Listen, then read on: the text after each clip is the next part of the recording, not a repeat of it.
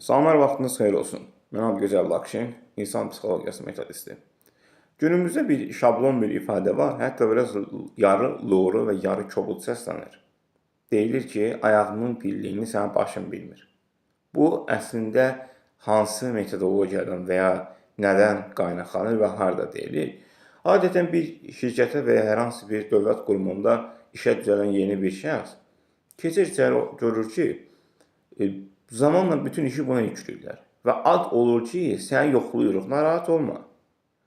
Və bir müddətdən sonra aradan zaman keçir, bu adam hiss edir ki, bu həmin ofis daxilində əksəriyyət insan nə öz işini bilmir, nə də savadına görə deyil, hər hansı maddiyyatdan və yaxud kimlərinsə əlindən gəlib həmən işə düzəlibdir.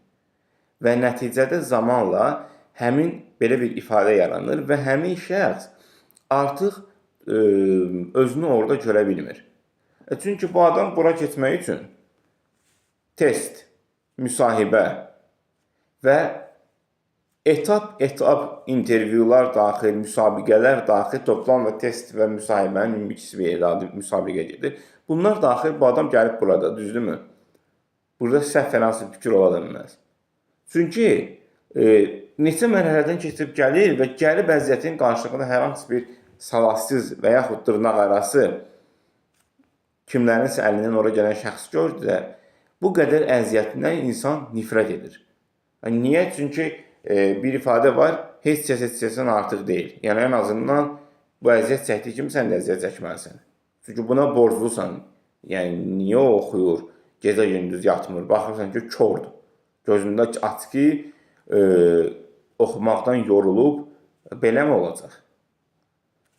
Əslində, bu kimi halların aradan qalxması və ya belə hallarla üzləşməmək üçün günümüzdə təbii ki, qaçınılmazdır. İstənilən bir idarə, istənilən bir ofisdə, istənilən bir şirkətdə bu kimi hallarla üzləşəcəksiniz və üzləşə bilərsiniz.